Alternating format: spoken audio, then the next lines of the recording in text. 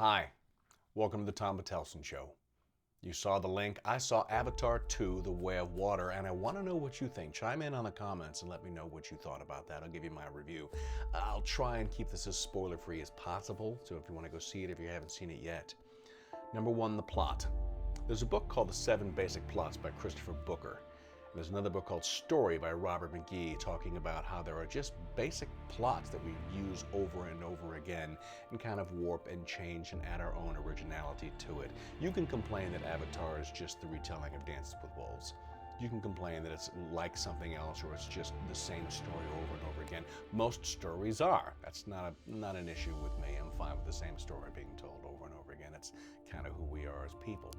I love the life connection of Avatar, and people have talked about how we treat the environment, and I love all of that, how their braid connects to everything, basically living or otherwise, and plants and animals and whatnot, and how when there's a giant destructive moment, everybody feels that like we should. I love that. I'm not a big fan of how Earth is portrayed, because here's another dystopian future where it says Earthlings are terrible, we're awful, we'll never figure it out. But as far as villains go, 5 stars. We are quite villainous. We are quite villainous. We're just going to show up and take what we want. We don't care how it affects anybody else. We're horrible people. And of course, the villain, the main villain, hasn't changed at all. Spoiler, not really, but you know what I mean. The main villain is us, is Earth. So it's 3 hours and 10 minutes long. There is 30 minutes of story, and then the rest is just art. Really, really beautiful art. Really is. The climax at the end, the big scene that you're waiting for, is good. It's got lots of action and fun, and I thought it thoroughly enjoyable. But yeah, it's not a lot of story. Not a lot happens, and they're doing 5 parts of these things. So we're moving at a snail's pace for a movie that is so long. I know that's a strange thing to say, but that's kind of how I feel about that. The special effects. They're pretty good in displaying real-life physical emotions as opposed to CGI. We all remember the days of the creepy eyes from the Polar Express and Beowulf. There was just something not quite right. Everything else looked pretty good. They're like, something about the eyes, you know. But since Lord of the Rings and Gollum and whatnot, we've been getting much better at that. So they do a really good job at characters portraying emotion, even though they're not really on screen because these characters don't exist. They've done a really good job about that, of getting expressions down, as opposed to the way it used to be. I do have a problem with the women being more emotional than the men. They're all supposed to be connected as one. But when it comes time for something terrible, the women are more emotional than the men, the female characters more than the male characters, which is a trope used in our human movies as opposed to Pandora, which is supposed to be original. I would love it if everybody was so emotional when something big and emotional happens. I don't like that they're adding sort of a human tint on that, or a human stereotype, I should say, more of a human stereotype. Sequels. This is number 2, and there's supposed to be 5? Am I in? Am I going to go see Avatar 3, 4, and 5?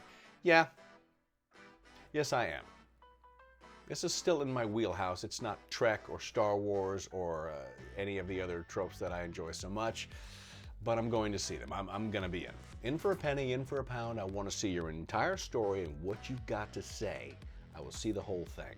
Sometimes you're rewarded, sometimes you're punished, you know? The Matrix, I'm looking at you. Matrix 2 and 3 and 4, I'm looking at you, all right? I'm just saying, sometimes you get punished. The last thing I'll mention about this is I saw the movie with the target audience. I saw it with my lady and her 11-year-old daughter. And she loved it. Loved it, thought it was great, thought it was fantastic, and, no spoilers here, hated the ending. Hated it. And I was thinking to myself, yeah, I kind of hated it too. I didn't like the way they ended that at all. But I'm wondering, you know, how is it going to work with someone who this movie is made for? Star Wars was made for kids.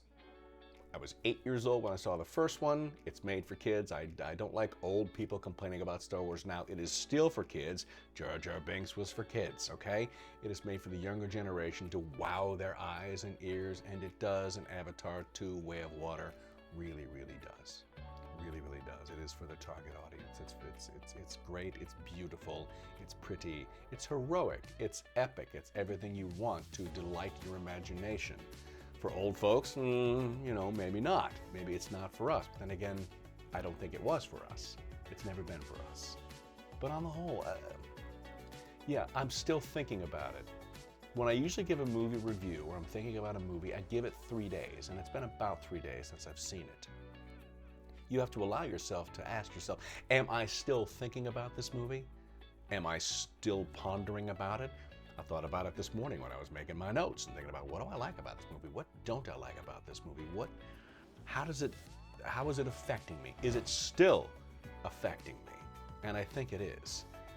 I have to give the movie a positive review, but I'm not giving it 10 out of 10, and I'm not going to give it any kind of stars. I'm just going to say, I think you should go see it. I think movies like this are important. I think it's going to change the way we view cinema. But don't forget the movies that have no CGI. Don't forget the little movies where it's just people talking to one another. Go see those movies too, really, honestly. But I got to give it a positive review for what it is and being the artwork and the amount of humanity that worked on this movie. My goodness, if you stay for the credits to see if there's an end sequence, which I don't think there is, we left. Because there are so many human beings who had their hands on this product, on this piece of art. View it like that. It's a beautiful art piece about imaginary creatures in fantastic places. It's pretty. It is. It's a pretty movie. It's beautiful. So, that is Avatar 2, The Way of Water. Chime in on the comments. Please let me know what you thought. I'd love to know. Time for a quick shout out. This is from my last video concerning the Creative Thinking Journal, which was a lot of fun to shoot.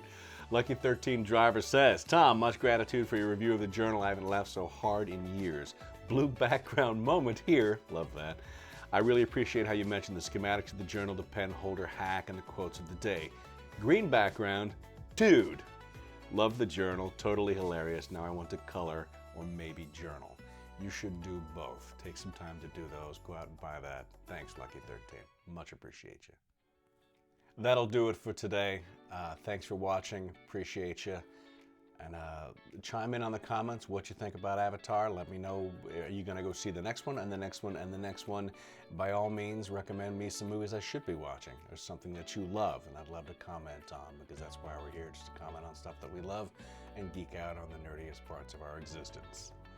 Until next time, peace, love, live long and prosper.